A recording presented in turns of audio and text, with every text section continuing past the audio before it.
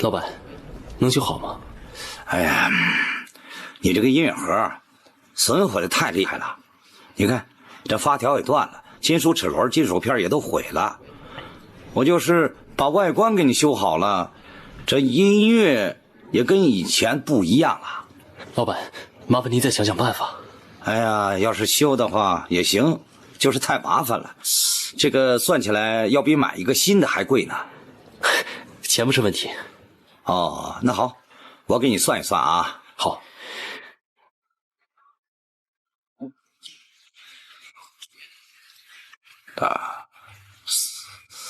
哎，大概30块大洋吧。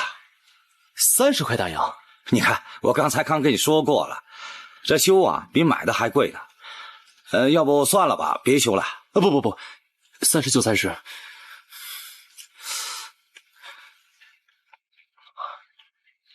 老板，我身上就只带了这些，你看。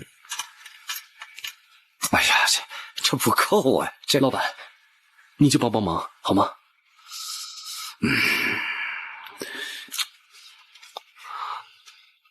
啊，老板，你看看这个。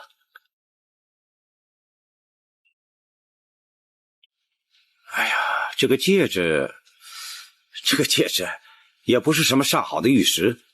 再说了，从光泽上看也是暗淡无光，最多也就值个15块大洋吧。老板，这个音乐盒对我很重要，麻烦你一定要把它修好，麻烦你了。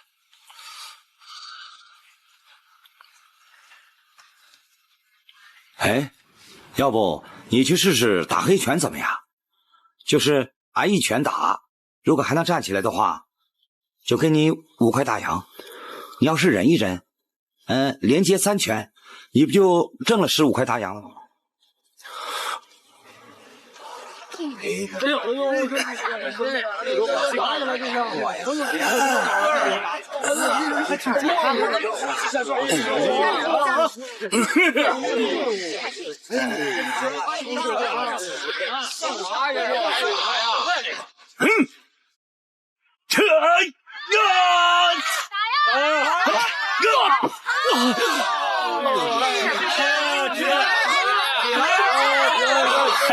来这两下子过来！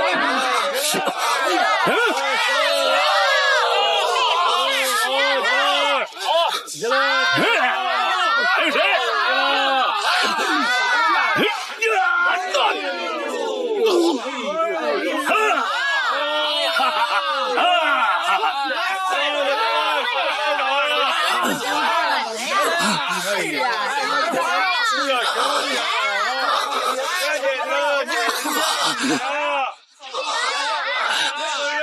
起来呀！啊！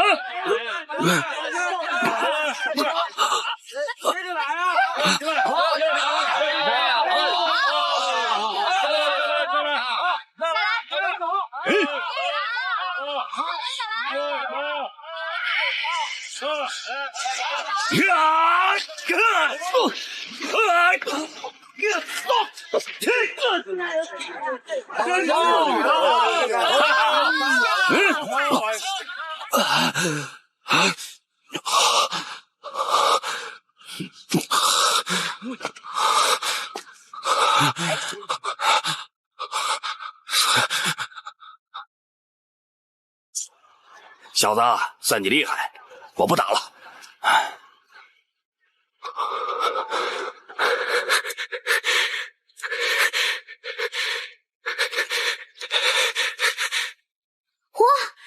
吃饭了。哦，爹早。你怎么了？我听大姐的话，向黄大妈学习周家的规矩和小姐礼呀。哎，爹，你不喜欢啊？你要是不喜欢的话呢，我就换别的吧。我昨天晚上练了整整1个晚上呢。哎，我给你看啊。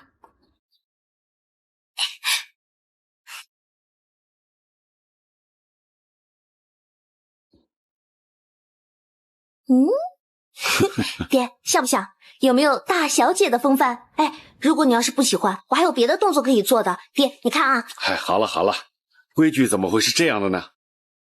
再说大家闺秀也不是1-2天能学会的。你这么吵，爹让你嚷嚷的头都疼死了。哼，好了，吃饭吧。哦，爹，对不起，我昨天晚上有些头疼，所以来迟了。坐吧。是。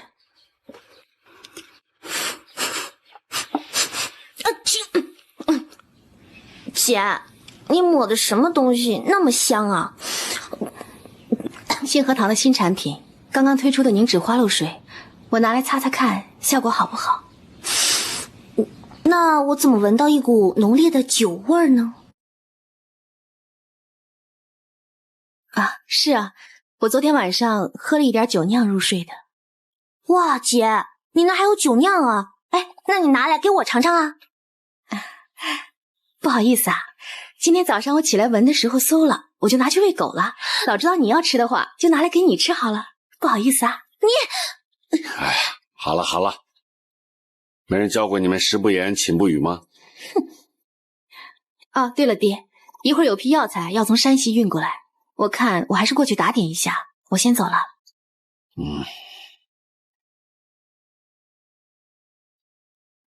哎，爹，你不觉得大姐今天有点奇怪吗？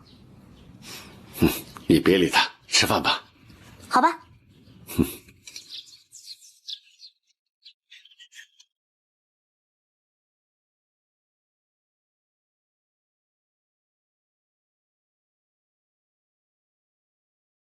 就醒了，没大碍吧？欧总管，你的脸怎么了？早上起得匆忙，撞到柱子了。哦，以后小心一点，爹不喜欢别人迟到，更不喜欢别人擅离职守。是。欧总管，欧总管，欧总管，不出你所料，戴家那边果然有行动了。马车刚刚到戴家门外，我听车夫说他们要接戴家的九少爷出门，我想应该就是……欧总管，这怎么回事啊？你怎么让小德去监视戴家？我想永成少爷一定会出门的，这是见他的最好时机，机不可失。走吧，快点，快点去！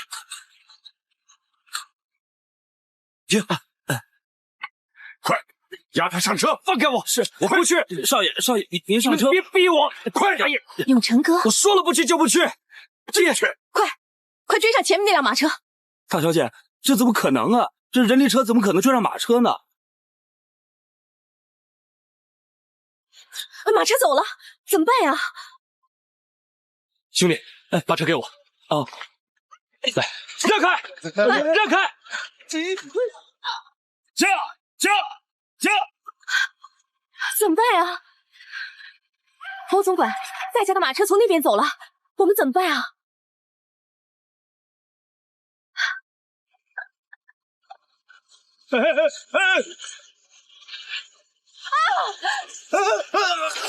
你怎么拉的车？没长眼啊！大小姐，你没事吧？我没事。那就好。欧总管，你的手哦，没事的。都流血了，我帮你包扎一下吧。不用了，大小姐，我一定会让你见到永成少爷的。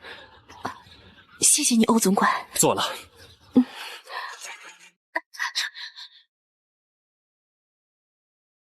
欧总管，小心点。欧总管，你小心点。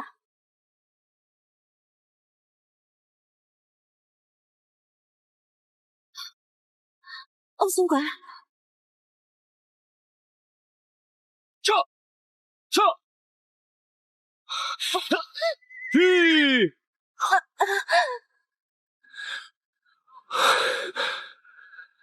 哎，周小姐，戴伯父，我要见永成。玉琴，他不在啊？不可能，我看见他在马车上。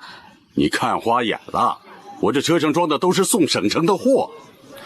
玉琴啊，不是伯父说你，哪有像你这样一个大姑娘家满城乱跑找男人的，不知道羞啊！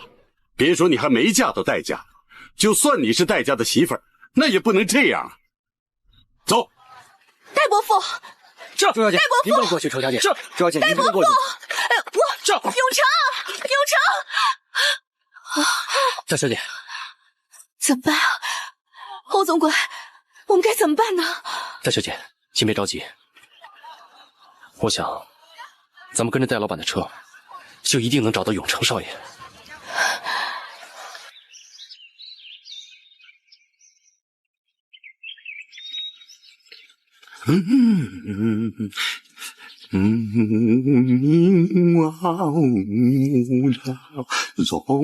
神医啊，把他拖进来！放开我！放开我！放开我！哎，放开我！放开我！这我不相信鬼，我也不相信神。难道你认为儿子是中邪撞鬼了吗？我已经变成这个样子了，你到底想我怎么样？永成啊，你是我儿子，我不能整天看着你在家里怨天尤人呐。咱只要有一线希望，爹都会帮你呀。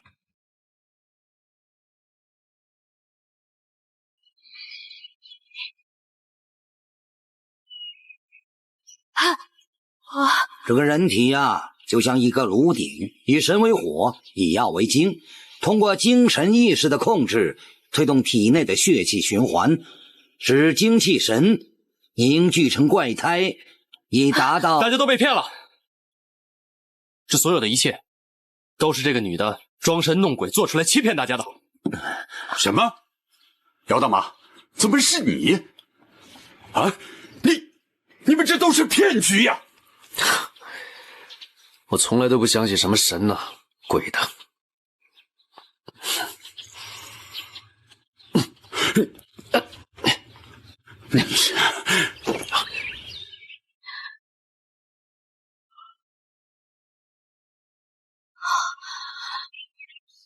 永成，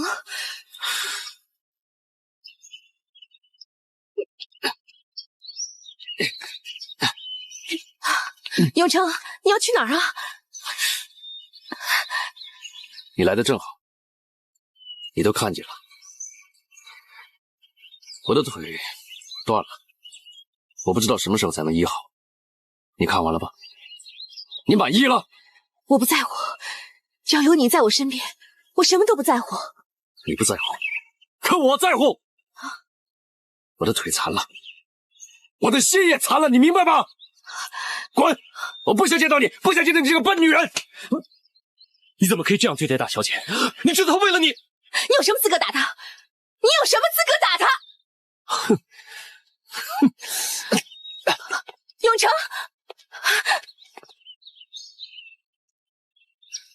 永成，永成，永成，你不要离开我好不好？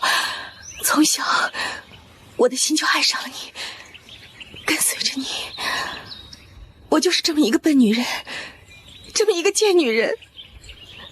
不管你变成什么样子，我都不会离开你。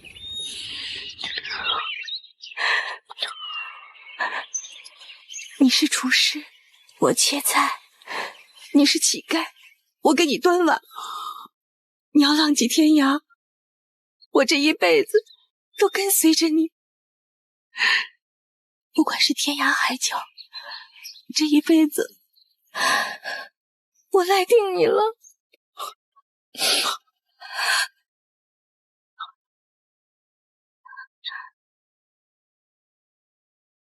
玉琴，难道这辈子你都要做我的拐杖吗？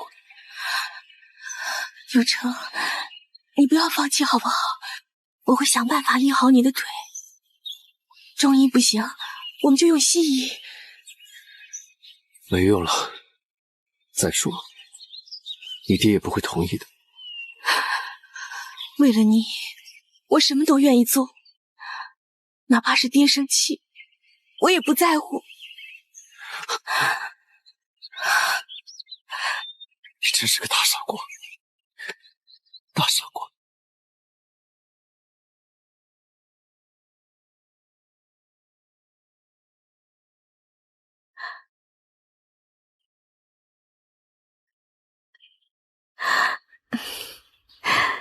六六呀，好用功啊，字写的越来越漂亮了，有进步啊。哎呀，大姐，今天吃蜜糖了吧？嘴巴那么甜。没有，就是进步了。俗话说无事不登三宝殿，有什么话你就直说吧。上次你带来的那个西医人真的可靠吗？哎，怎么回事啊？上次你跟爹排挤人家，今天又来打听人家，你生病了？不是我，是我的一个朋友。那你的朋友更应该找爹去看病啊。没有，我们用的几个大夫都不行。他想试试阳医术，你能不能把威廉医生介绍给我的朋友？你朋友是谁啊？这个你就别问了。啊，好吧，好吧，那我呢也不管你朋友是谁，我就帮你这个忙。那我先谢谢你。不过呢，我还有一个要求。要求？嘿嘿，六六是我的好妹妹，以前我对不起她，从今天开始，我会对她好一点儿。六六是我的好妹妹，我以前对不起她，从今天开始，怎么了？我会对她好一点儿。真好玩，你找死呢！六六是我的好妹妹，以前我对不起她，从今天开始，我会对她好一点儿。六六是我的好妹妹，以前我对不起她，从今天开始，我会对她好一点儿。六六是我的好妹妹，我以前对不起她，从今天开始，我会对她好一点儿。六六是我的好妹妹，我以前对不起她，从今天开始，哎，爹，我们去喝茶好不好？从今天开始，我会对她好一点儿。走。六六是我的好妹妹，我以前对不起她，从今天开始。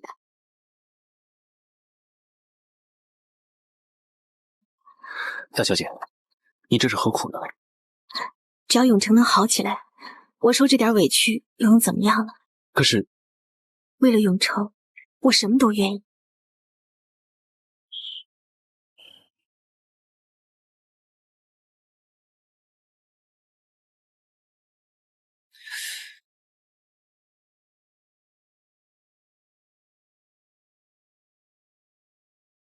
哎，大姐，你的这个朋友就是你用来试探我记忆的那个永成哥吧？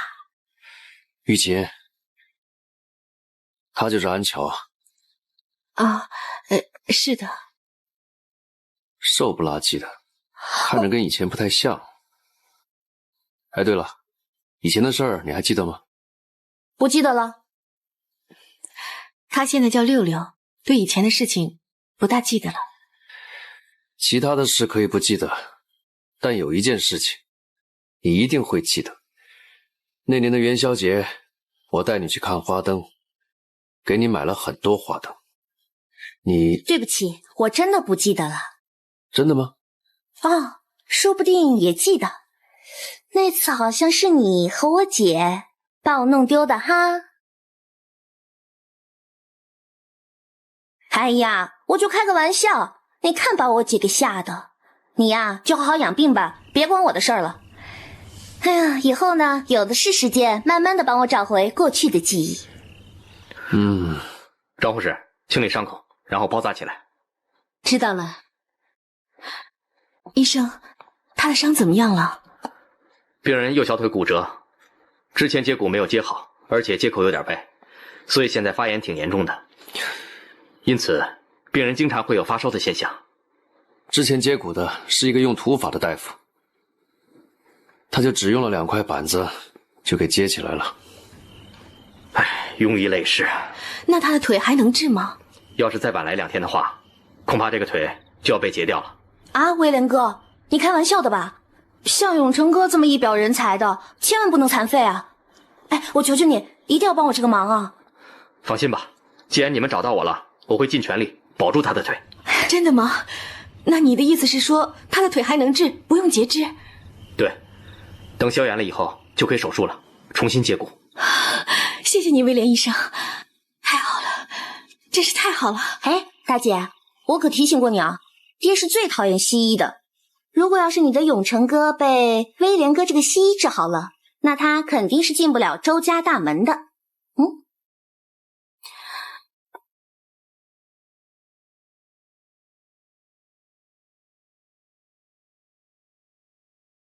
威廉医生，给他动手术吧。好。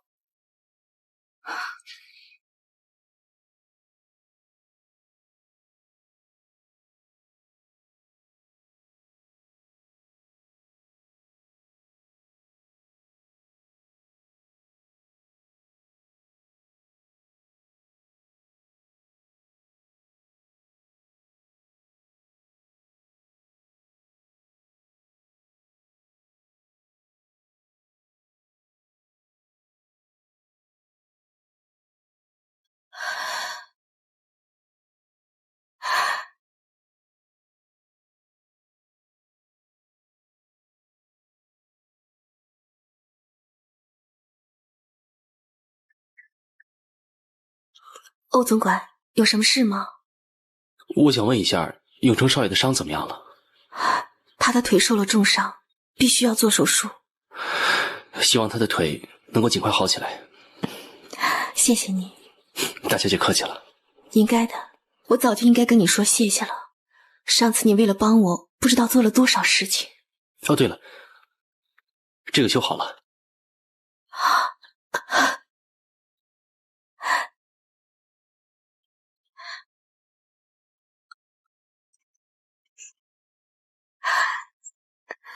你把这个修好了，这可是洋玩意儿，修理不便宜的。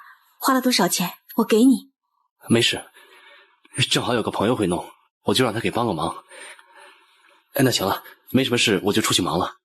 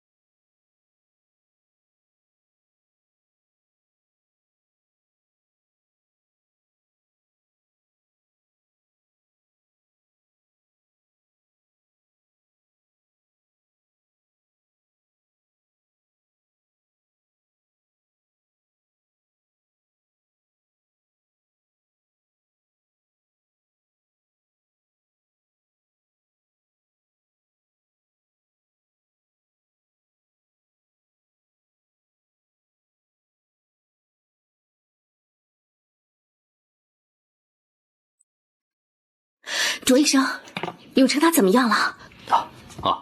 现在他腿上大动脉严重受损，失血过多。那抽我的血吧。我的血也行，输我的。哎，现在又不是目前赈灾，急什么呀？等威廉哥先说完嘛。对，你们先别急，不是每个人的血都适合戴先生的。现在他情况已经稳定了，最主要的是要补血。补血？我想起来了，在爹的书房里有个盒子，里面留着以前清宫留下的补血丸，但是爹把它保管得很好，还用锁给锁上了。那还等什么呀？你的意思是？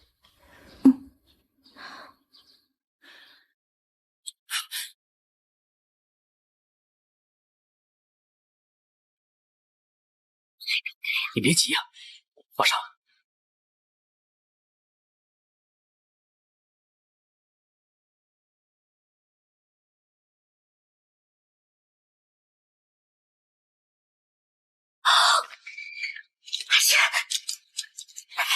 糟了糟了，爹来了，快起来！起来！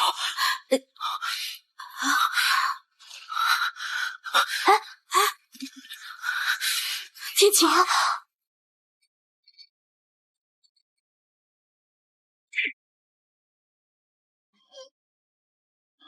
哥，你没事吧？天晴，你们在干什么？爹，哥的头不小心撞破了，他急需要补血丸。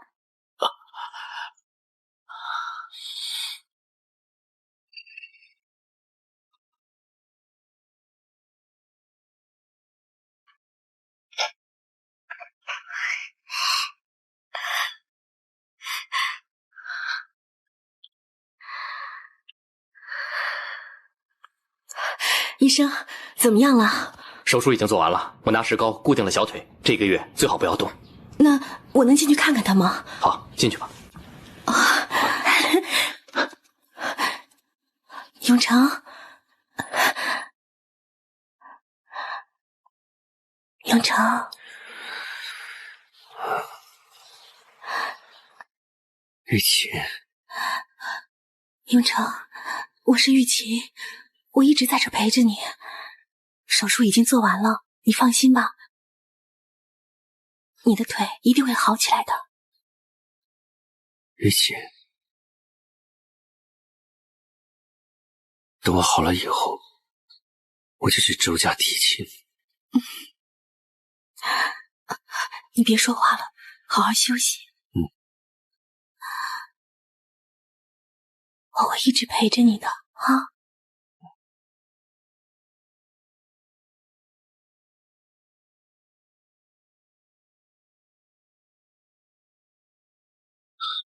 走吧。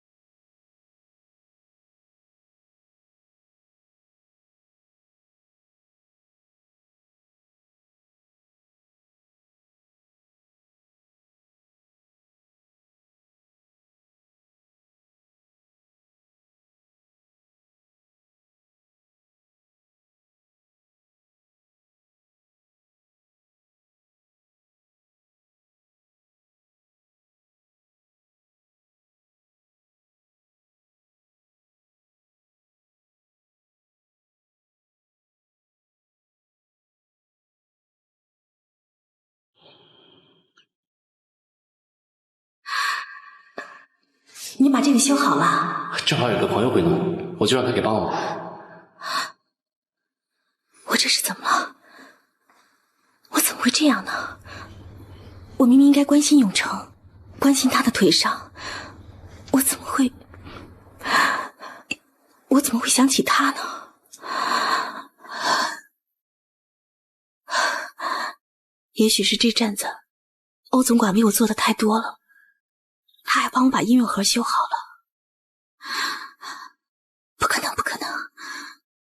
我的心里只有永成，怎么可能容得下别人呢？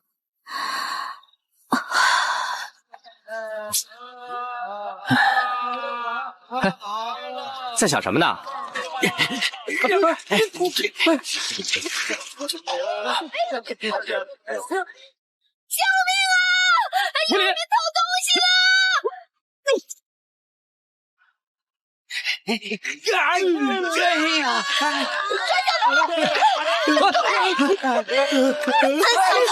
臭小偷！你敢在老娘身上动土？你看看老娘是谁呀？我打死你！我看我打死你！以后见你一次打你一次！打死你！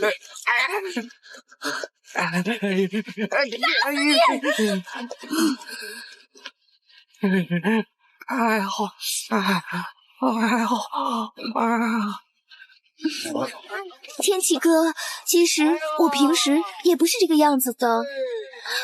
天启哥，你知道吗？多亏你刚才帮我解围，我真的吓死了都。不是我救了你，是威廉救了你。要谢你就谢威廉。万小姐，你的这出戏比我们刚才看的《茶花女》好看多了。对，又见面了。对呀，又见面了。我怎么在哪儿都能看见你啊？林丹，你看看你这头发乱成这样，没事吧？我怎么会没事呢？你都不知道我刚才有多害怕。要不是你及时帮我解围，真不知道该怎么办才好。你看我精心的打扮都被破坏了。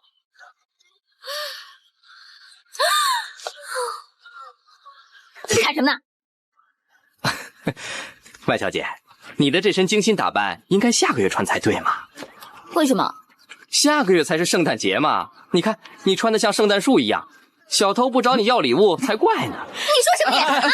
威廉先生风趣幽默，跟你开玩笑，你别介意，别介意。对呀，你真风趣幽默，真没有礼貌。没有礼貌的应该是你吧？我好像前后一共救过你2次，你连一句谢谢都没有说过哦。谢你个大家不撞不相识，要不我请下午茶，我请客。安全吗？安全，有我在，肯定安全。走吧。安全，走了。怎么了？没事。大家好。乐乐来了。他怎么来了？我约他的呀，我请他喝下午茶。哎，你在英国待了多久啊？大概10几年吧。10几年呢？那你不就是英国通了吗？哎，你快点告诉我英国有什么好玩的事情。我哥啊，他可崇洋了。我有吗？是你自己想听吧？哎呀，其实说真的，我觉得那里也没什么好吧。整天不是大雾弥漫，就是细雨纷飞，要么呢就是忽暗忽晴。在英国呢，还有的人自以为是绅士，爱乱搭讪。是吗？我们这双泉镇呐，也是人杰地灵，但不是每个人呢都是聪明伶俐、品德高尚的。有些人呐，也是爱当奸细，而且呢又尖酸刻薄的。我就是双泉镇的人，你的意思是说我是奸细喽？我又没有声名道姓，你干嘛那么激动啊？你是不是上次被马车撞到脑袋了？现在还神志不清？还有那什么被害、被骂、幻想症啊？威廉哥，你要不要再给他仔细检查一下呀？哎呀，天启哥，你看有的人又在找茬骂我。哎，行了，都别吵了。今天难得大家都在这儿，天气还不错，一会儿咱们去郊游吧。好啊，好啊，好啊，我们去写生。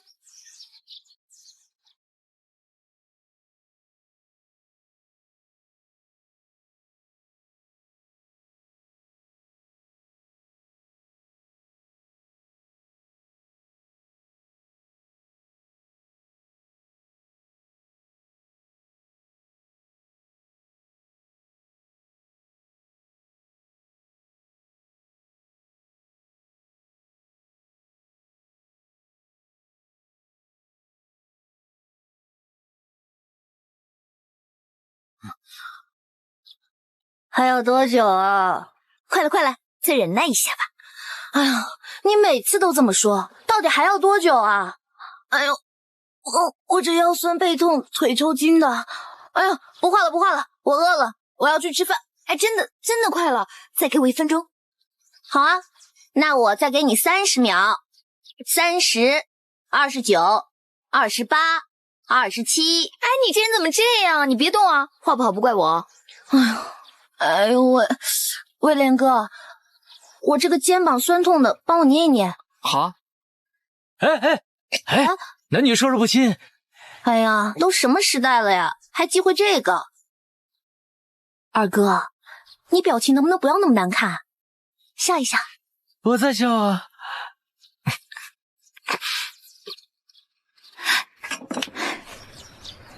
大功告成。哎呦，赶紧！哦，这是什么呀？把我的眼睛画的一个大一个小的，鼻子像个猪鼻子，这脸怎么长得跟个马脸一样？嘴唇像2条香肠。你是在故意丑化我吧？你们评评理，我有这么丑吗？我这是新的画风，你看集现实派、抽象主义以及野兽派为一体，我这是个崭新的尝试。简单来说，就是一点不通。我就算了，你怎么能把威廉哥画成一头猪啊？是牛。威廉哥，我这真的是野兽派主义。哎，我跟你这种不懂画的人没办法交流，你知道吗？那你怎么不把二哥画成头猪啊？因为我们天齐哥的气质比较符合现实主义。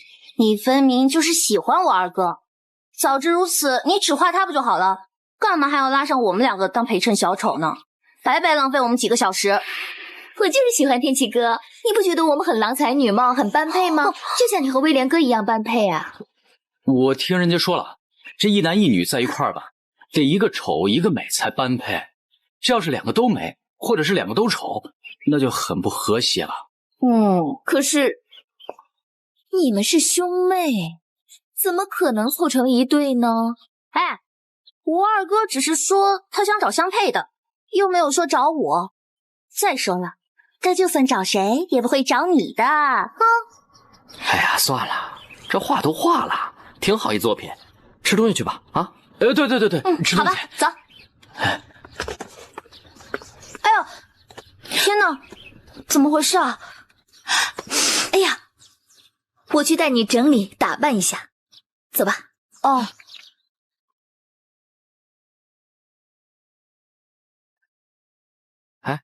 哎，我就真长成这样？挺有特点的。话说回来啊，你妹妹挺可爱的。你什么意思啊？我不还单身呢吗？我警告你啊，不许打她主意。不是你说我不打她主意，我打你主意，你干嘛？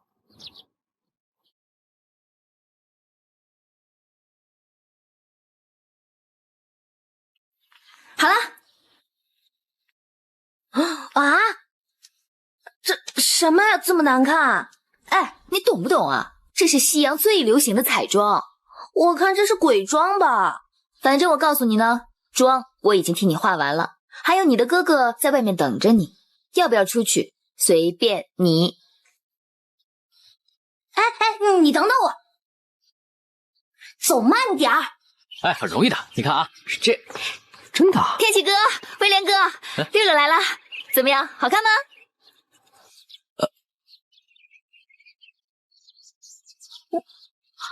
喂，你太过分了吧！哎，天启哥，这个院子不大，跑不远的，我们先去吃饭吧。威廉哥，我们吃饭哦。哼。哎。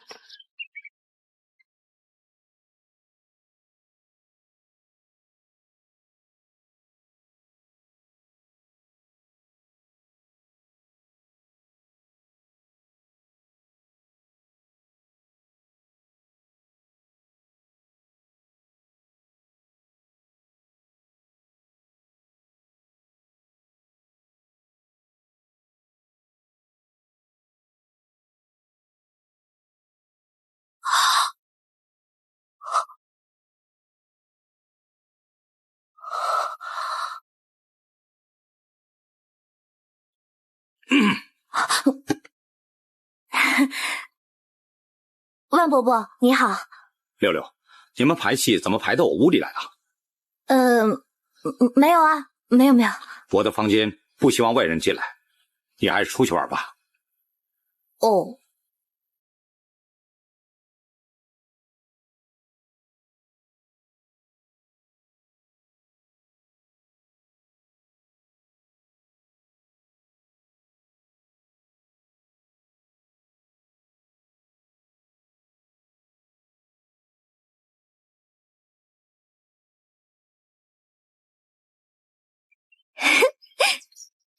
快，今天玩的可真开心，下次啊再找威廉一起玩。人家可是大医生，哪有时间成天陪我们玩啊？哎，你觉得威廉这个人怎么样？挺好的呀。什么挺好的？我只是想让你知道，每个人都有欣赏自己的人。那个万灵丹不就是你的头号剧迷吗？有那么漂亮的女朋友，多让人羡慕啊！我跟你说，万灵丹不是我的女朋友，我们从小一起长大，跟兄妹一样。我看你还挺让着她的，你真的把她当妹妹吗？我跟她真的没有那种关系，周万两家是世交，我不想让万叔叔觉得我对他的女儿不好。真的，我把她当妹妹。你左一个真妹妹，右一个假妹妹，哼，你还挺多妹妹的啊。只有你跟别人不一样。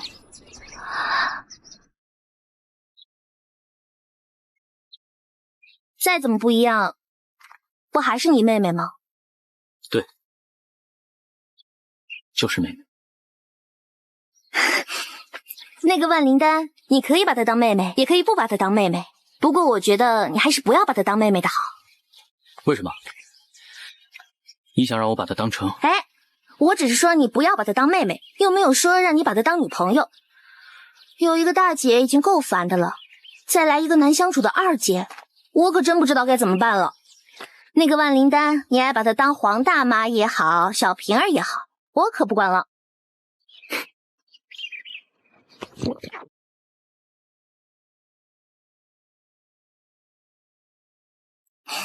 啊，跟我来！快走！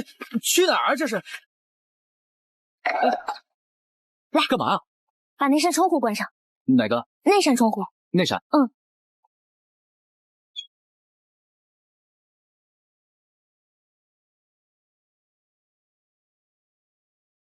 干嘛呀？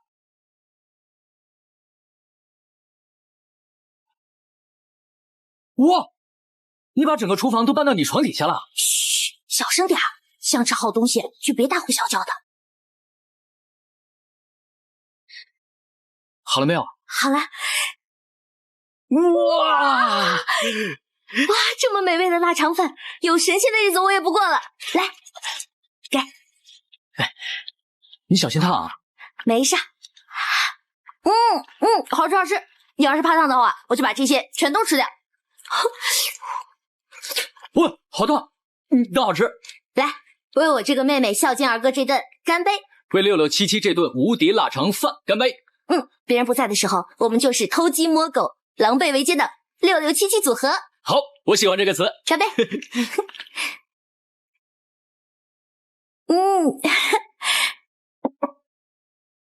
为什么你会是我妹妹呢？如果不是，那该多好。一大早又去哪儿啊？爹，我想找天启哥去骑车。骑车？穿成这样去骑车？对了，那个六六也会去。你有必要管那个六六去不去吗？就算他去，本小姐也当他不存在。你这孩子真不懂事，这些话可别传到周家，不然你跟爹都很难做人了。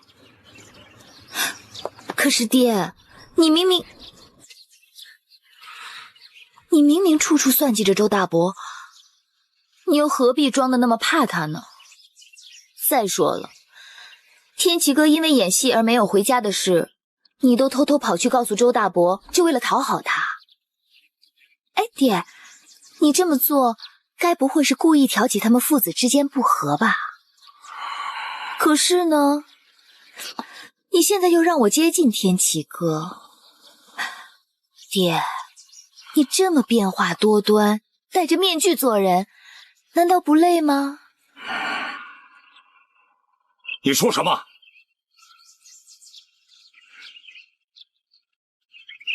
都是你娘没把你教好，把你宠坏了。你敢顶撞我，你马上回去面壁思过，不许再出来！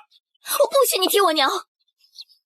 你不疼我，不爱我，还要骂我死去的娘！我娘到底做错了什么？你说什么？你要什么爹都给你，你吵着要去国外留学，爹都让你去。你敢说爹不疼你，不爱你吗？你爱我吗？你爱的是你的钱和你的事业吧？爹，这么多年来，你真心的关心过我和我娘吗？你只会给我们钱。你拉着我的手，你的手是冰冷的，你看着我的笑容是僵硬的。我听我娘说，她在生我的时候，你整个人宁愿跑到镇上的废墟里发呆一整天，都不来看我和我娘一眼。我娘这辈子都不明白，你为什么要这么对她？直到我娘去世的那一天，你整个人不知所踪，连个人影都见不到。当你看我娘最后一眼的时候，竟然一滴眼泪都没有流。你的心为什么这么冷？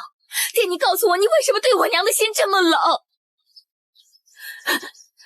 难怪我娘临死前会告诉我，你根本就不爱她。你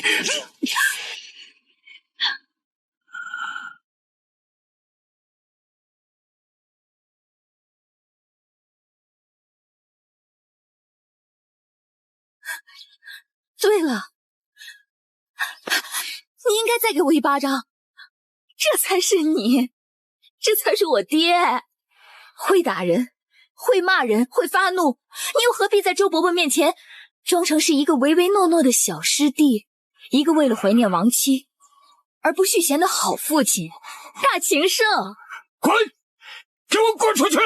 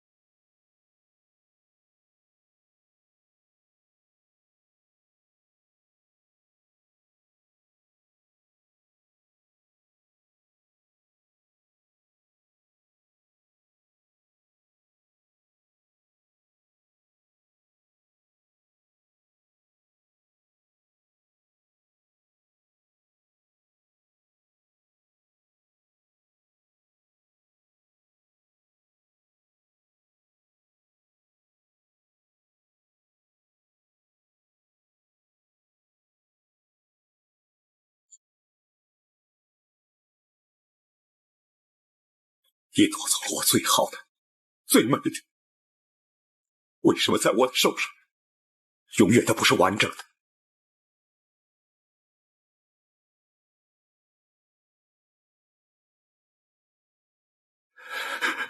贱人！贱人！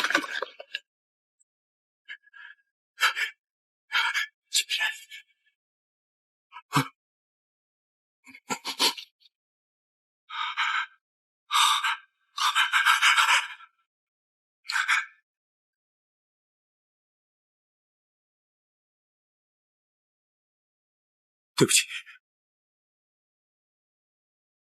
你知不知道？你知不知道？我比怎么还要爱你，还要爱你，还要爱你，真的。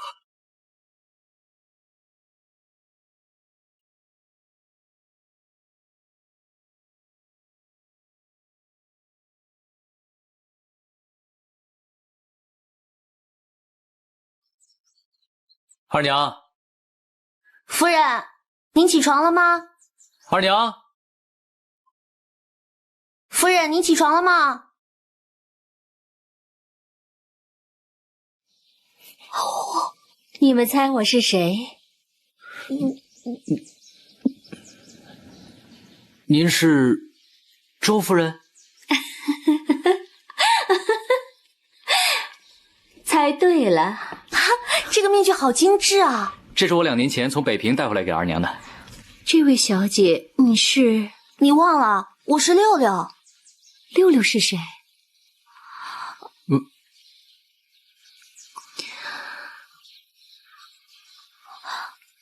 夫人，您没事吧？你是乔儿。你认得我？新请来的家教。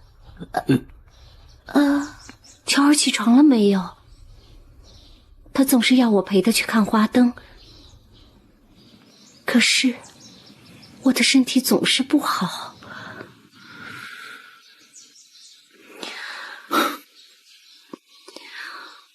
我累了，我要休息。你们回去吧。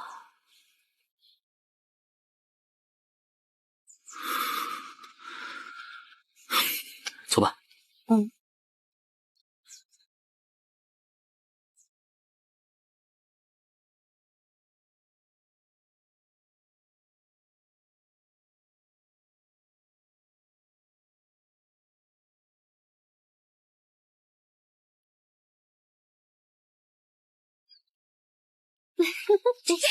希望这以后啊是转业。哎，你们看那不是六六吗？哎，真是六六啊！哎呦，春花、夏荷、秋香、冬雪几位姐姐，别来无恙啊！对了，15月房的生意还过得去吗？自从你走了以后啊，好运全被你带走了。哦，那你们有没有求到什么好签啊？我呀，倒是求得了一个好签，而且呀，我还想了个绝招。可以让我的那些客人全部都回来找我啊？是吗？什么办法？告诉我们。那就是我有一种独特的味道，不管是在我的身上还是在我的床脚，只要有人闻了呀，都是很难忘记的。这样客人就不会把我忘记了。一种味道可以记住一个人。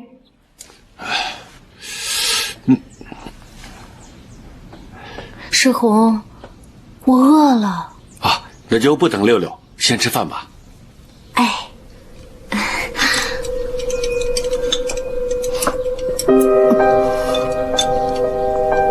若兰，慢慢吃啊，你以前不是这么急的。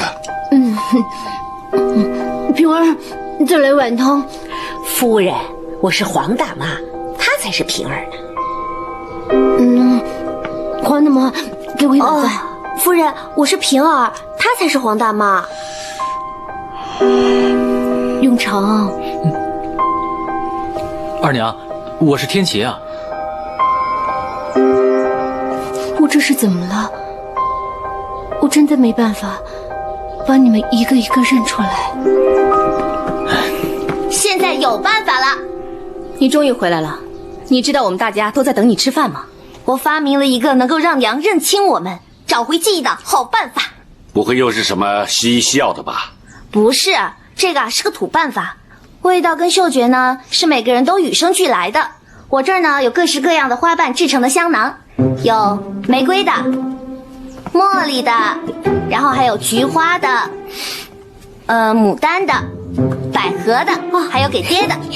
大家把这个呢，只要娘在的时候带在身上，久而久之，娘就会根据每个人独特的气味分清楚每一个人，就不会再指鹿为马，以眉代桃，误把冯京做马良。六六真聪明，能想到这个这么简单又有趣的方法。真的有效吗？只要不是西洋医术，一事无妨。好清香的百合味啊！人家都说百合代表纯洁高雅。哎，你还给我呀，这给你。牡丹花是代表富贵，你不一直都喊穷吗？这个代表好彩头，送给你。你的这个百合花代表着纯洁高雅，就给我吧。三小姐，不知道是什么启发了你想到这个方法呢？嘿嘿嘿，是15月房的姑娘，她们就是利用这种方法留住客人的。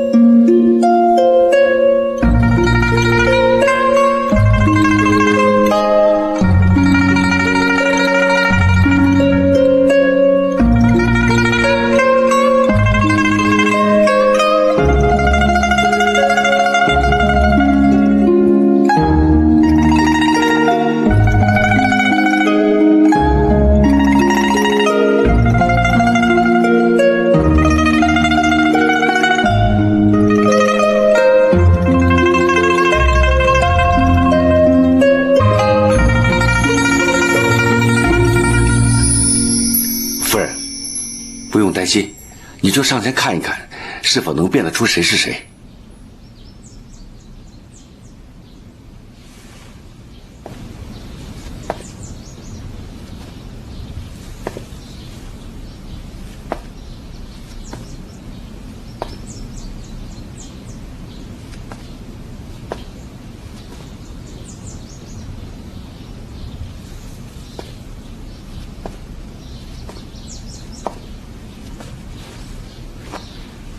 娘，你认得了吗？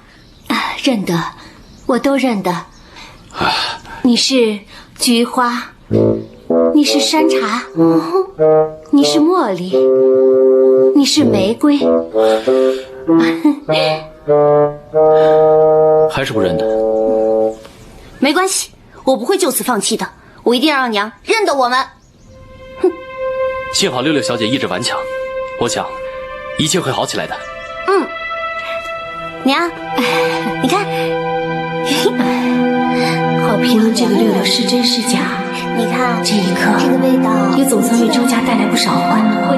记住了，这个是我一直以来都办不到的。最近报章连载了几篇支持我们中医中药的言论，文章发表以后呢，我们大家的生意才稍有回升。我相信暂时可以压制一下西医的气焰。在这件事情上，崇山功不可没。来，我们大家敬他一杯。来，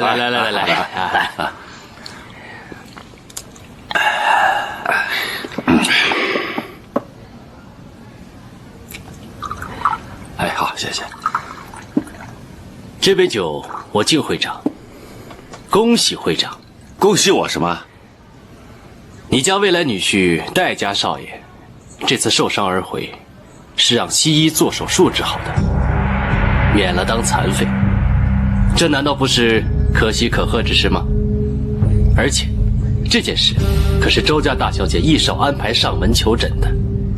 周会长这中医世家，可真是家法森严，教女有方啊！一定是有人想破坏中药业的团结，从中挑拨，玉琴是星河堂的当家，深谙义道，又知书识礼，怎会崇洋媚外？你们不要含血喷人。中山，你不要激动，先坐下。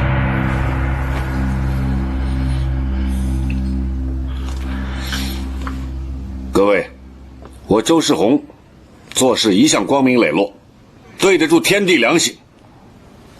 今年跟戴家鲜有来往，我也不知道大家所说是否真有其事，我回去一定会调查清楚。在下先告辞了。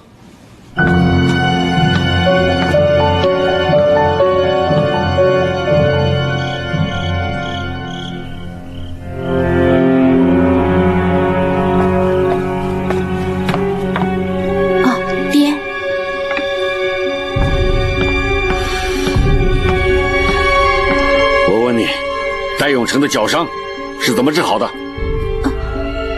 我说，是卓医生动手术治好的。爹，什么人都可以找西医治，你不可以。你不知道自己是什么身份吗？爹，对不起，我知道我对不起星河堂，更有损工会的声誉。但是我别无选择，永成的伤不能再拖了，他必须要动手术。还说，你做事情一向非常谨慎理智，这次怎么这么糊涂？你知道外面的人怎么说我吗？说我虚有其表，不能以身作则。现在中药业工会以星河堂为耻辱，星河堂的声誉都断送在你手里了。你跟戴永成就是我们周家的大灾星，我告诉你，戴永成以后都不许踏进我周家大门，你别妄想嫁给他，这是对你的最大惩罚。爹，不要，我求求你不要这么做。老板，爹，一切都是我的主意，跟姐无关。你不要胡说。我没有胡说，是我介绍卓医生给姐姐的，罪魁祸首是我，要打就打我，要罚就罚我吧。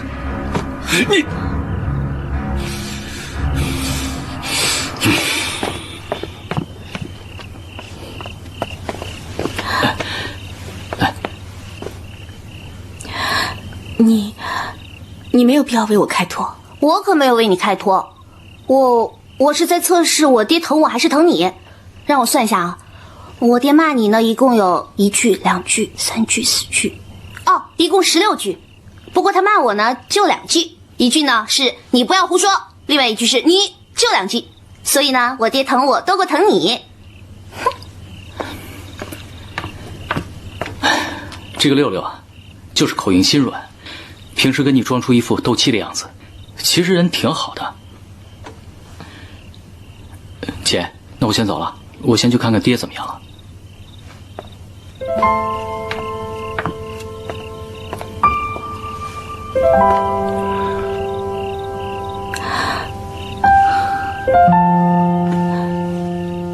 欧总管，你刚才是不是有什么话要跟我说？我想说的，你心里都已经知道了。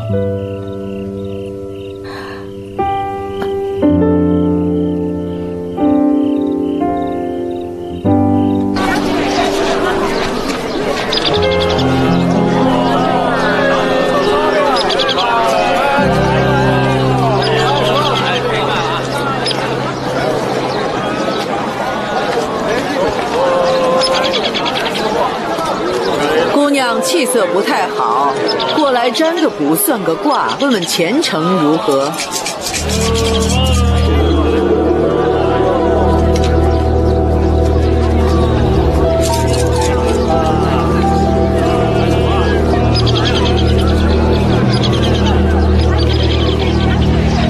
是第31卦，吕伯登冰地，危桥得渡时。重重悠险过，春色自芳菲。此签属中平，危中有机，险中求胜，把握时机，千万不要乐不思蜀，乐极生悲。是。小心小心！哎呀，这边，我说你往这边。哎呀，往这边！哎呀，你用点力气行不行啊？哎，没吃饭了你啊！好了，王大妈平儿，什么事啊？略略小姐，你送给夫人的那只燕子风筝端到那个上面了，我们正想怎么办呢？怎么把它拿下来呢？我的风筝，我的燕子风筝，梁上有双燕，翩翩雌与雄。衔泥两船间，一朝生四儿，一旦羽翼成，印上停树枝，居赤步回顾，随风四散飞。子兄空中鸣，胜尽忽不归，却入空巢里，骤就正夜悲。娘，你放心好了，我一定帮你把这风筝捡回来。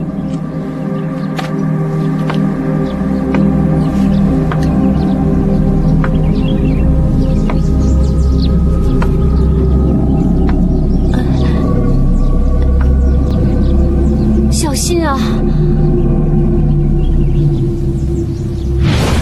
把握时机，千万不要乐不思蜀。玉帛登冰地，危桥得渡时。重重悠闲过，春色自芳菲。此签属中平，危中有机，险中求胜。春色自芳菲。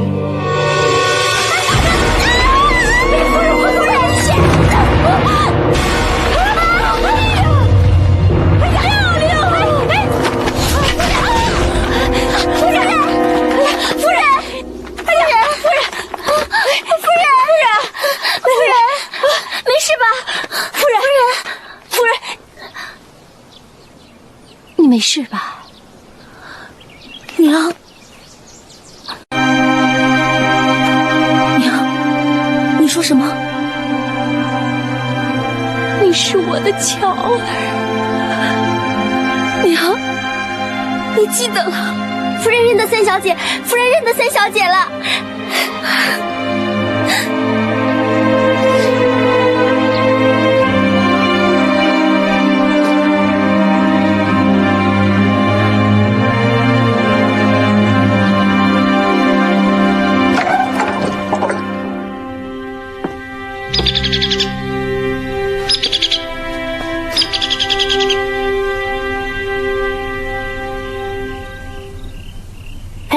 娘，你怎么在这儿呢？什么时候来的？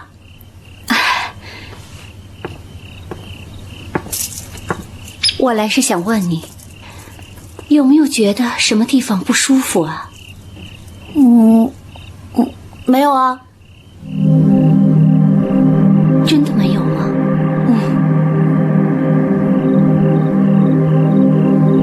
娘，你有什么事吗？没事，早点休息吧。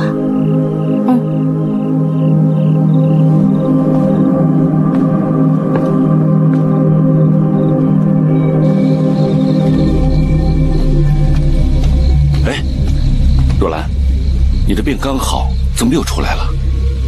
世宏，我想问你个问题，你说人的体质会发生变化吗？哈，你怎么会忽然间问起这个问题啊？回答我这个问题。啊，从医学角度来说，人的体质是不会改变的。你是否记得我们巧儿小的时候，一闻到檀香的味道，全身就会起疹子？啊，当然记得。所以你经常给她准备麝香。哎，怎么了？她又起红疹了？我去看看啊。不用。也许是我胡思乱想。你就爱胡思乱想。啊，起风了，回房吧。这个女孩冒充我们家巧儿，到底有什么目的？难道想对我们家不轨吗？不行，我不能打草惊蛇。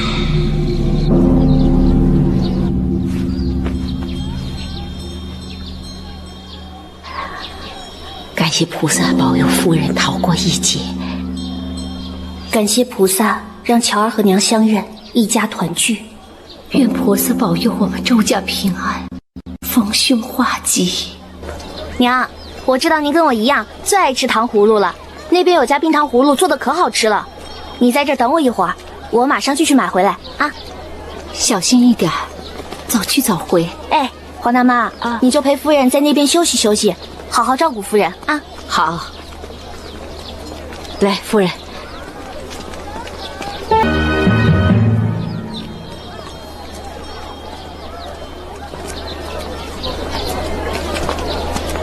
失而复得，至亲相认，为何夫人还是心事重重，闷闷不乐呢？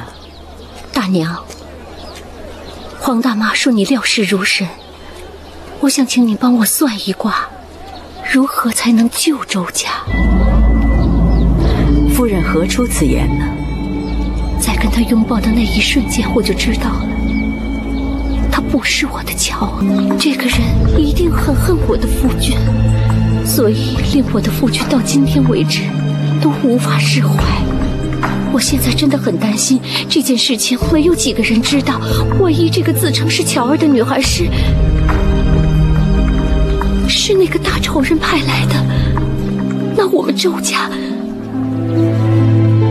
家就有危险了。大娘，请你帮我算一算，这个女孩子她是不是我们周家的灾星？如果是，我要马上去告诉我的夫君，我要告诉他，不能认贼作女。好吧，让我为你算一算吧。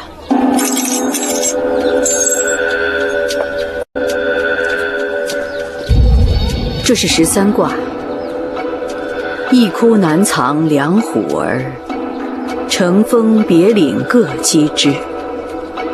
名山自守归巢穴，可免伤残后悔迟。夫人，这卦是说一山不容二虎，每个人头上都有一片天，能忍耐则忍耐，该沉默就沉默，自守巢穴，独善其身，强胜于空巢出击，以卵击石。奉劝夫人小心为上，否则后悔莫及。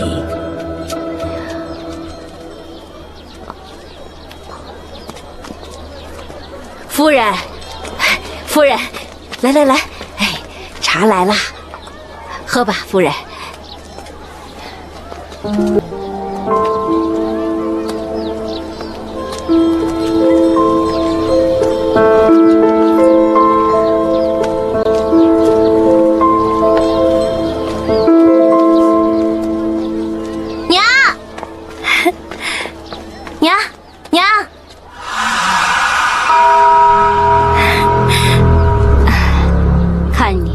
为了给我买冰糖葫芦，弄得满头大汗的。只要娘喜欢，不管跑多远，流多少汗我都愿意。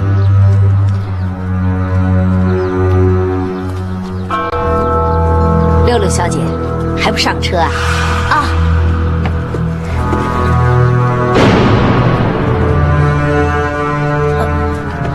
哎呀，我香囊忘在小摊那儿了，我得赶紧回去取啊！哎，你们不用等我了，我自己回去。你。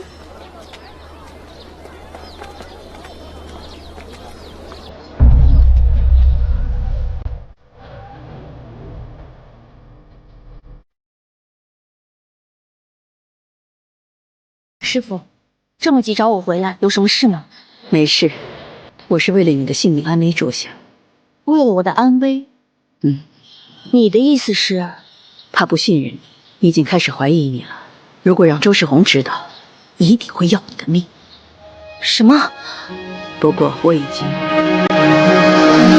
不要！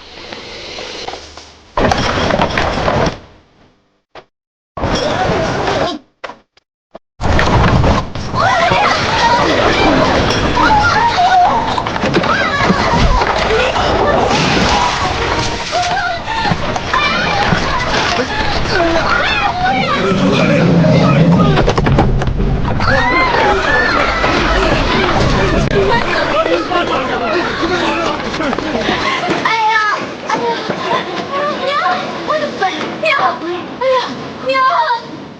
哎呀，娘，你快醒啊！夫人！哎呦，夫人，醒醒啊！娘！哎呀，我哎呦，夫人！哎呀，夫人！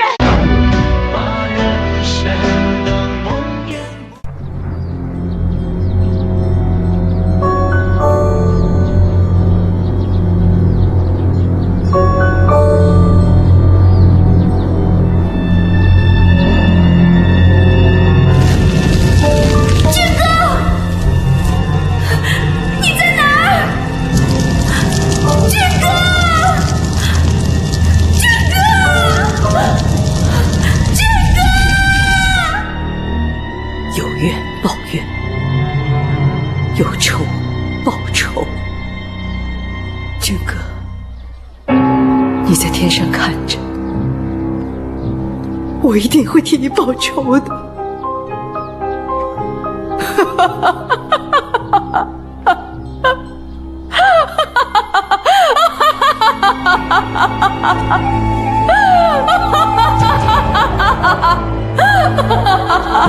夫人，夫人，你醒醒啊！夫人，夫人，让开！让开！夫人，你醒醒啊！都让开，别挡路！快让开！夫人，让开！夫人，你醒醒啊！夫人，都让开，让开！娘，夫人，快让开！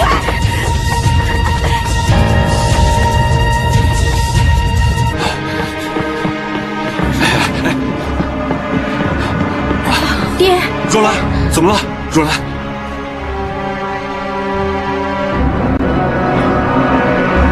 哎呦，哎呀，欧总管，你带黄大妈去找张大夫诊治，让小满、小德把大门关上，在上面贴张字条，说咱们今天不营业了，让其他的人都赶紧回去工作吧。好。哎呀，来，黄大妈。哎，六六，你的脚。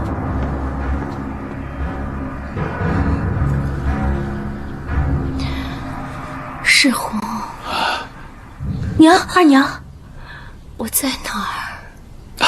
你在信和堂，有我在，你不会有事的。是啊，有爹在，您不会有事的。说不定明天我们就可以放风筝了。放风筝，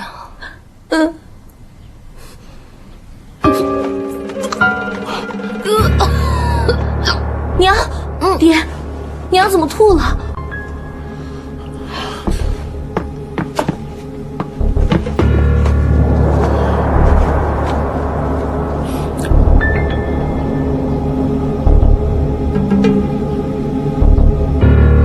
爹，娘现在怎么样了？还没有脱离危险。哎，六六，六六，你怎么了？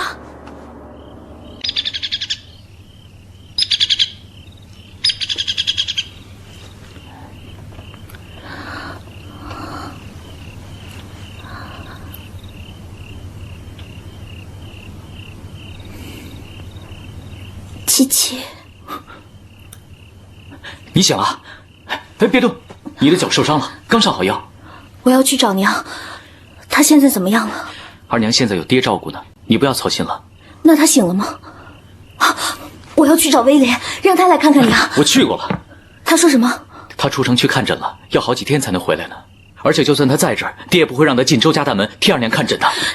六六，六六，张大夫说了，你体力透支，脚又受伤，你应该多休息。六六，六六，不要跑了，不要跑了，不要跑了，不！爹，要不要我让平儿去煎一些醒神汤？没用，他因为摔下马车，导致头部受伤，所以才会昏昏醒醒的。我本来想给他吃还魂丹，可是他一直呕吐，吃什么都没用。那现在怎么办呢？只有先尽量帮他止吐。六六，六六，娘，娘，我不是要你好好照顾妹妹吗？让她休息。不关二哥的事，是我坚持要来的。娘，娘，都是我的错，都是我害了你，对不起。六六，你说什么呢？他是六六啊！你到底是谁？你一定知道乔儿在哪儿。你们把乔儿藏哪儿去了？他就是乔儿啊，二娘。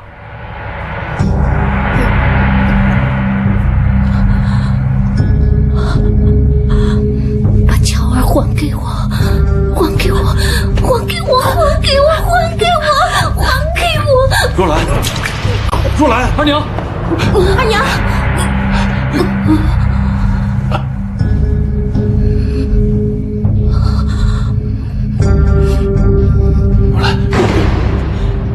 二娘，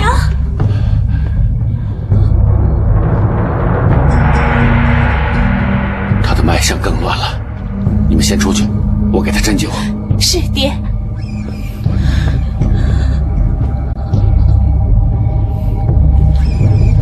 亮亮，跟我走，听话。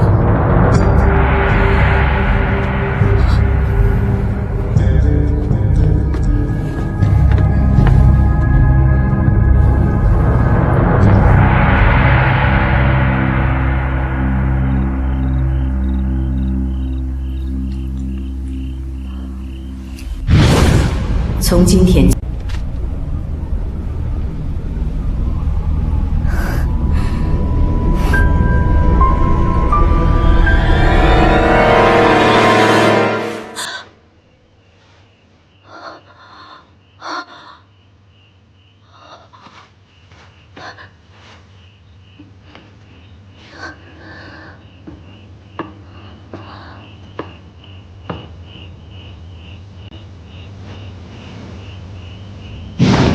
你是谁？你到底是谁？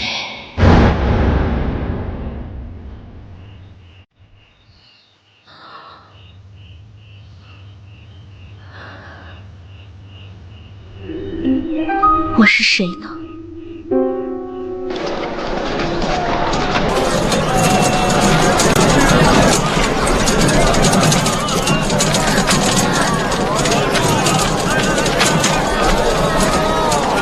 师傅，你在哪儿啊？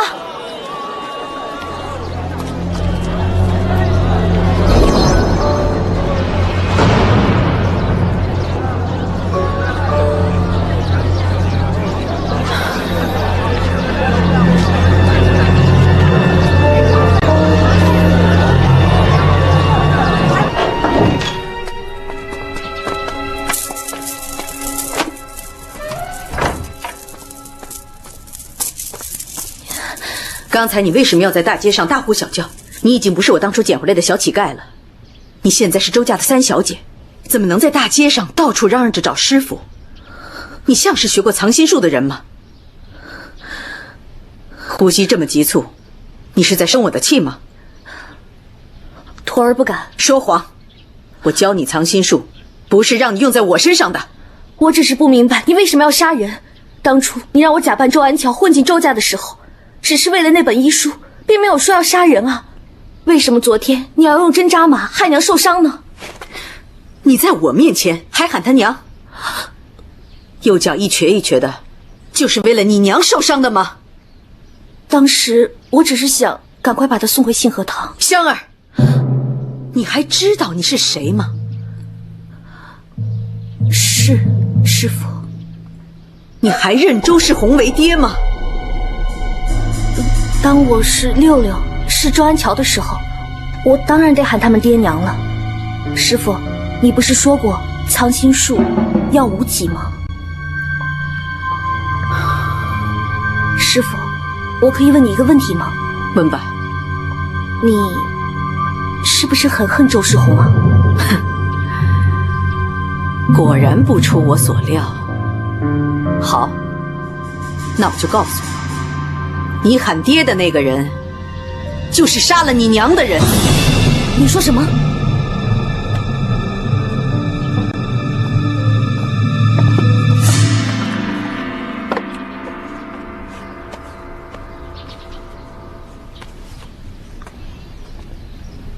这是你娘留给你的。我娘？你不是说我是孤儿吗？我一直以为，让你觉得你是个孤儿，你会比较幸福。可现在，你已经不是在演周安乔了，你根本就希望自己是周家的三小姐。如果我再不告诉你真相，那欧阳他死不瞑目，我是千辛万苦才找到你呀。我记得，如果不是师父，我早就已经饿死在街头了。你知道吗？周世宏手上的疤痕，就是当年他伤害你娘的时候被你娘所伤的。这件事是周世宏最见不得人的事情。当时我也是兵行险招，猜测也许周安乔小的时候看到过，我才让你那么对他说。幸好这次误打误撞，他真的是深信不疑了。周世宏，你这个衣冠禽兽！当时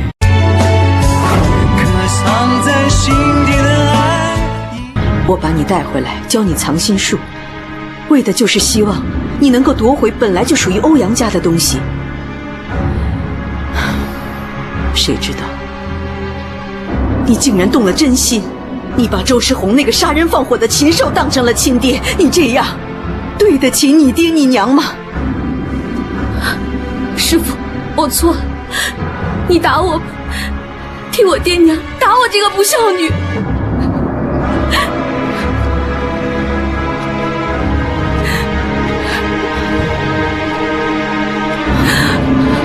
我没告诉你真相，又怎么能怪你呢？以后还要把周世宏当爹吗？可是师父，杀害我爹娘的是周世宏，不是张若兰啊！他现在受了重伤，我不要自责，那是周世宏的报应。他有今天，那是因为他抢了你爹所有的一切。周世宏这辈子最爱的就是他的名誉和他的面子，他一定会杀你灭口。我为了保住你的性命，也只好出此下策。可是张若兰她是无辜的呀！我之所以这么做，都是周世宏逼我的。张若兰要怨，就怨她嫁给了周世宏那个衣冠禽兽吧。难道我们不可以只报复周世宏，不去伤害其他人吗？你不是也被周世宏的怨恨牵连吗？你才会无辜的失去了父母，流落街头的。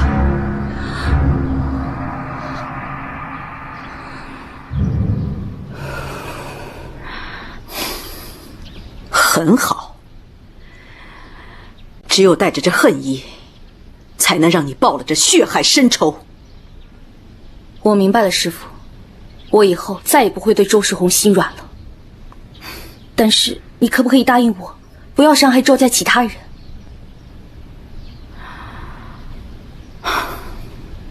好吧，我答应你。不过你也要答应我，不可以再对周家任何一个人动真心。是师父，我一定会做好的，一定会做得比以前更好。师父，你认识一个叫万重山的人吗？万重山，他是周世宏的好朋友。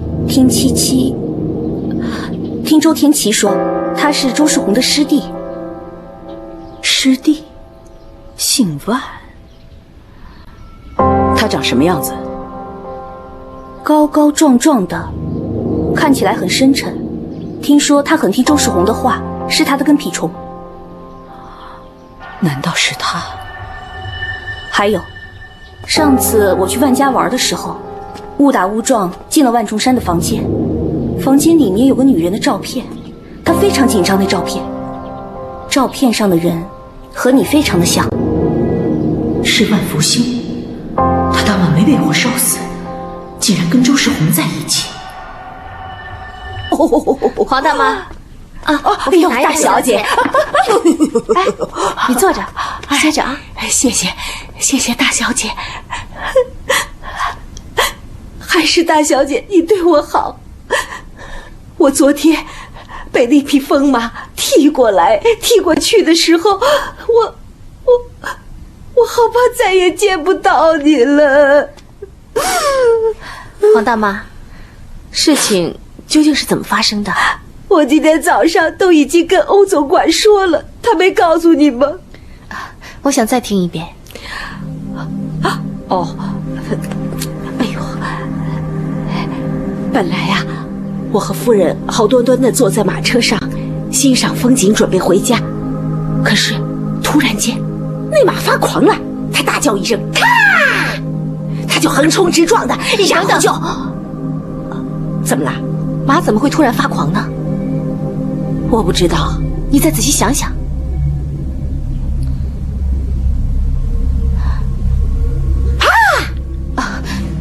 想到什么了？好像有一个手提着竹篮子的大娘走过去。她长什么样子？她提着竹篮子，走路很慢。我想起来了，她好像是在庙里面常给夫人解签的那个瞎眼婆。瞎眼婆？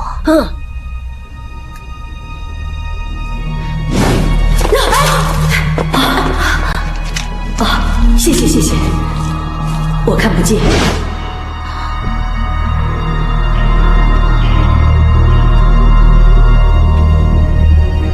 怎么会这么巧？难道是同一个人？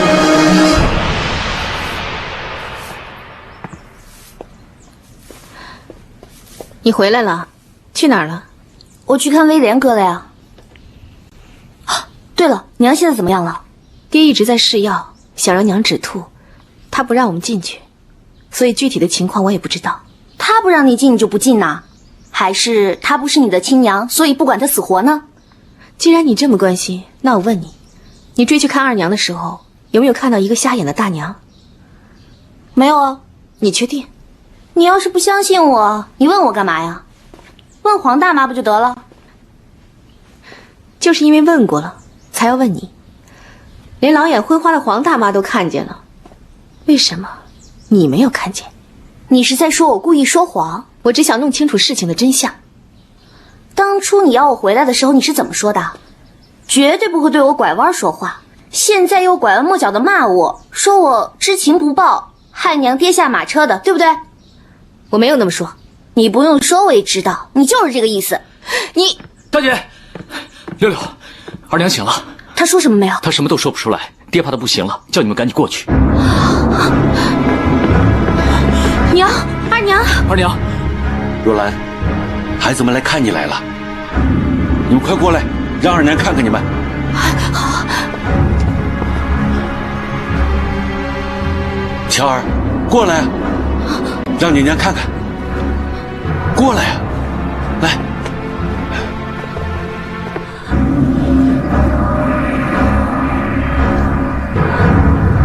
娘，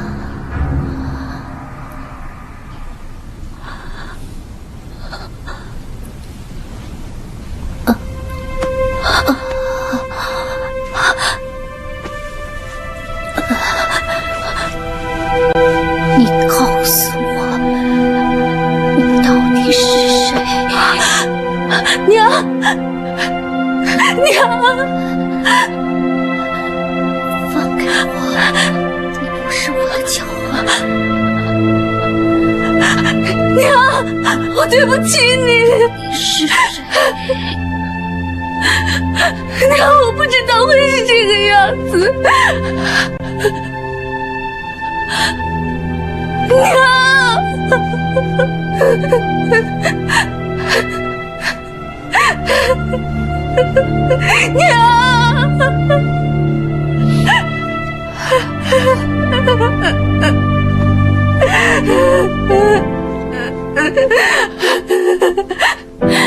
娘，对不起。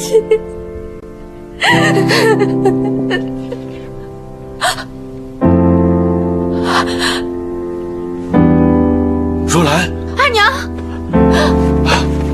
若兰，二娘，若兰，二娘，若兰，二娘，若兰，若兰。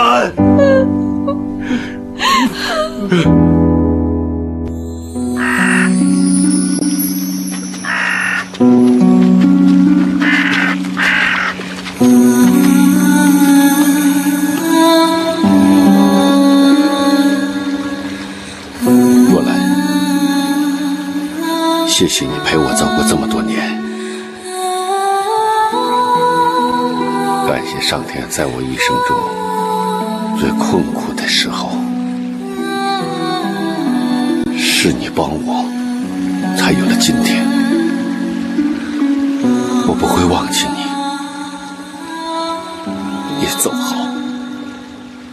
二娘，也许您的离去，对爹，对我，都是一种解脱。我知道那件事我错了，但我已经无法回头，请您原谅我。我会用我的一生弥补爹，弥补周家。你一路走好。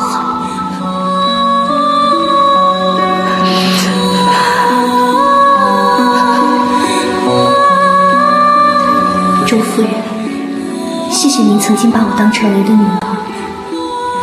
将来天上相见的时候，我再向您赔罪。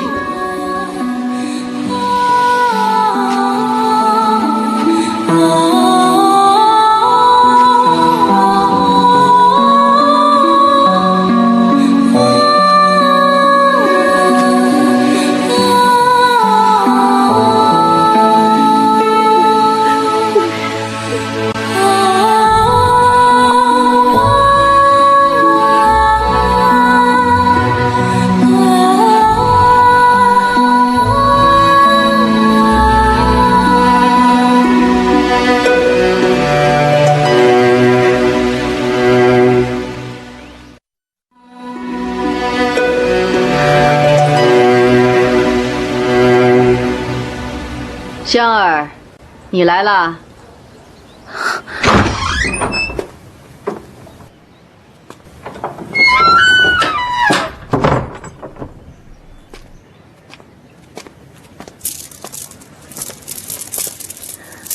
师父，坐下吧。来，陪师傅喝一杯。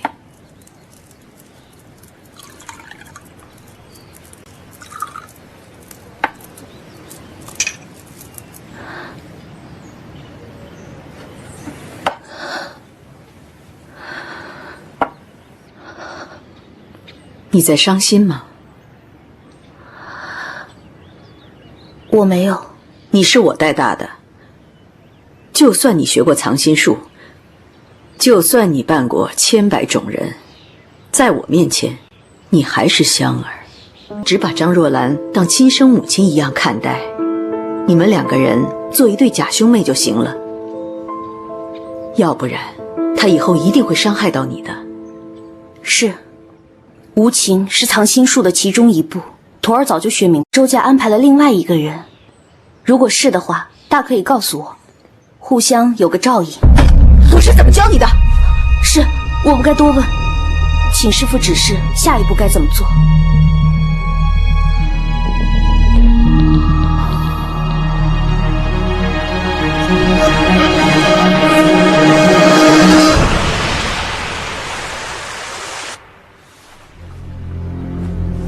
虽然师父没有承认，可是对周家上上下下的事情了如指掌，一定就是派人来了。可这个人到底是谁呢？难道周家还有另一个人会用藏心术，连我都看不出来？六六小姐，洗漱啦。平儿，来替我把头发梳一下。好呀。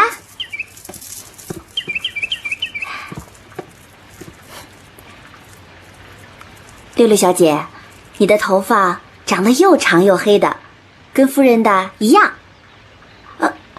真是对不起啊，我不应该提夫人的。哎，别怕，我这个人呢，百无禁忌，随心所欲。你说的是你的真心话，总比那些人虚情假意的好。哎，对了，平儿，你是什么时候来周家的呀？我8岁来的，算一算，差不多有10年了。那你是在我离开后才来的周家的，怪不得没见过你。那你还记得黄大妈吗？没什么印象了。黄大妈是大太太的陪嫁丫头，来周家快30年了。因为大太太对大小姐有收养之恩，所以大小姐呢就会给黄大妈几分面子，所以她就狐假虎威，欺善怕恶的。还好六六小姐你来了，可以好好的治她一下。那黄大妈的本名是什么呀？黄桂圆。哼，黄桂圆。桂圆，桂圆。哼，怪不得她每次瞪我的时候，眼睛瞪得比这桂圆还大呢。那这个黄大妈一直服侍大太太，从来没有离开过周家吗？是啊。哎，不对，也离开过。快说。后来她跟镇上一个男人好上了，所以离开过周家。哦，那她怎么又回来了？因为啊，结婚的那天晚上，新郎喝醉了酒，上茅房，掉进了茅坑，所以就挂了。那这么说，她是刚进夫家第1天就把丈夫给克死了？可以这么说吧。那周家还有别人是老臣子吗？欧总管呀，他11岁就来周家当学徒了，还是老爷亲自选他的呢。好了，怎么样？真好看。平儿，我以后要你每天都给我梳头发。好啊，只要六六小姐吩咐就好了。我去给你准备早饭啊。好。哎，平儿，来，这个送给你。谢谢六六小姐。不用。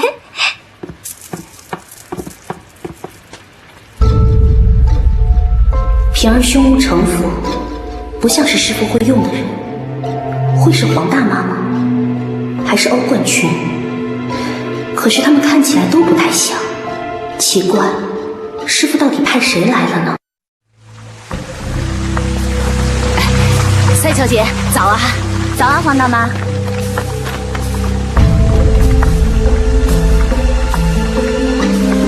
这个黄大妈平时总是有意无意的盯着我，是在监视我吗？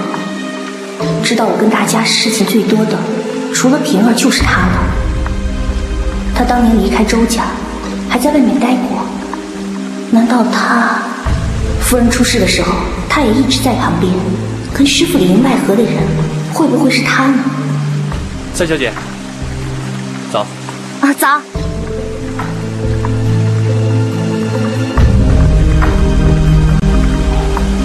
会不会是他呢？他早就是周世宏的入室弟子，每天混在药堂，他要帮师傅拿他想要的医书，早就可以拿到手，何必等我混进来才动手呢？何况他还救过周世宏的命，看上去也不像是假的。师傅的人会对周世宏这么好吗？到底会是谁呢？哎，六六，这个七七怎么看都不会像是师傅派来的。这个我可以打包票。二哥，你回来了。哎，这个给你。这是什么呀？你打开看看。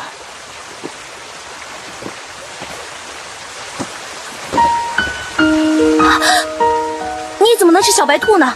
我不要，太残忍了你！哎，这又不是真的小白兔，里面都是豆沙和莲蓉。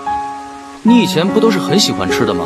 我把它做成小白兔的样子，这不就更可爱、更开胃一些吗？人家灵丹都特爱吃。我不要，你还是给你的万灵丹吃去吧。六六，我知道你这段时间不开心，可我又不知道该怎么安慰你。后来我听说你养了一只小白兔，心想你可能喜欢兔子，所以我就做了这些东西，想逗你开心。这些小白兔糕点是你亲手做的吗？对啊，都是我亲手做的，你看。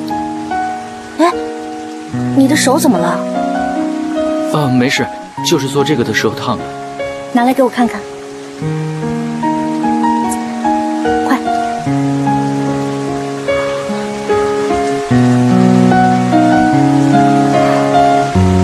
一会儿我给你擦药吧。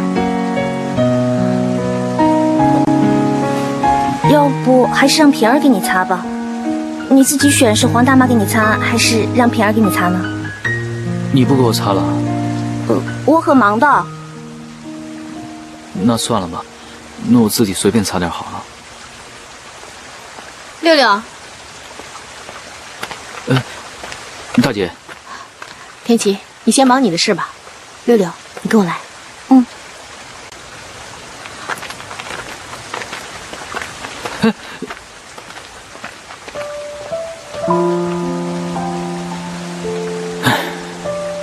女人啊，姐姐，妹妹，我只是想让你们开心，你们怎么就这么难懂呢？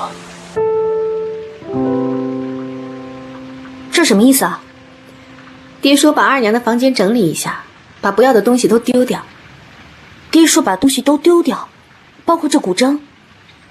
我不相信爹会这么无情。在这方面，你就没有我了解爹和体谅爹了。爹很怕怀念过去，他说过，过去是噩梦，会把人缠着无法前行。我看啊，如果不是因为二娘思念你，你小时候的房间早就不在了。爹是这样的吗？我怎么觉得他是看似无情却有情呢？这个古筝放在我房间还能弹一弹，算是纪念一下娘吧。谢谢啊，姐姐。干什么？告诉我，二娘临终前跟你说了些什么？你看见她跟我说话了？没错，我只想听听看，你说的跟我听到的是不是一样？唉，娘说她要先走一步了，叫我原谅她。没别的，就这些。还有一句，不过呢，这句不说也罢了，反正你都听过一次了。如果我再说的话呢，我怕你会不开心。你不用替我担心。哦，那是你让我说的哦。我娘说叫我小心，小心你又把我从周家弄丢了，她做鬼也不会放过你的。哎呀，不过呢，我觉得娘应该是多虑了。姐姐，你不会这样做的，对吧？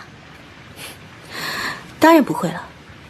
你这么聪明，我怎么可能又把你给弄丢了呢？那就好，那我就放心了。这古筝我带走了。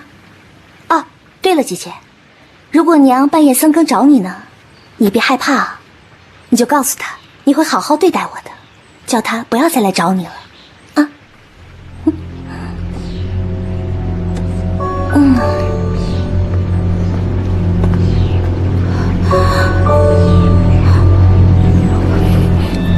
曹军，这是双泉镇里上好的铁观音，您尝尝。甘甜清香。您慢用。王老板，你怎么回来这么晚呢？出大事了！出什么事了？来了一位军爷。好。您慢用。来来来，曹军爷了。曹军爷，这位就是我们中药业工会的副会长万重山万老板。曹军爷，你好。等了这么长时间，就来了个副会长，你们周会长呢？要曹军爷久等，真是抱歉。周会长家里有丧事，不便亲身接待，由重山暂代会长一职。不知曹军爷有何贵干？我是为孙大英将军的亲信，马林马副官带了一封公函给你们工会的会长。既然你们会长不在，我就把信放这儿吧。好，任务完成，告辞。曹军爷，既然已经来了，不如吃个便饭，好让我们尽地主之谊啊！不必了，我还有公务在身。慢走慢走。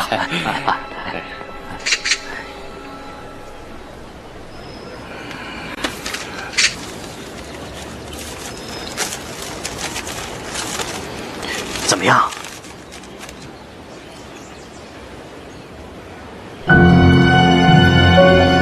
马副官想请会长晚宴，共商国事。听说这个马副官是孙将军最得力的手下，心狠手辣，不好对付呀。是啊，他到底打的是什么主意呀？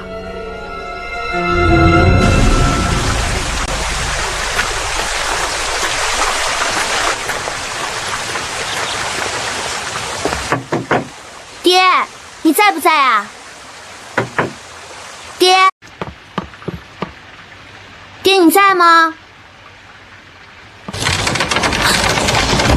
啊！你跑哪去了啊？啊！溜溜，爹，你从外面进来，怎么一点声音都没有啊？啊，吓了我一跳。你来爹的书房干什么？我找二儿呀。谁是二儿？二儿呀，就是我新买的一只小白兔，我给它取个名字叫二儿。刚刚我跟他出来的时候，他也不知道怎么回事，就窜到这儿来了，我就过来找啊，可是怎么也找不到了。唉，找不到就算了，再买一只嘛。爹，你怎么对我这么好啊？你知不知道，我以前卖艺的时候，不小心把演戏的兔子弄丢了，那个卖艺的师傅把我吊起来，饿了7天7夜。不开心的事情就让它过去吧。我不是跟你说过了吗？没有我的允许，不可以来我的书房。怎么又忘了？上次我来的时候，因为穿了那件红裙褂就被你骂了一顿。这次你又说我，难不成这有什么不可告人的秘密？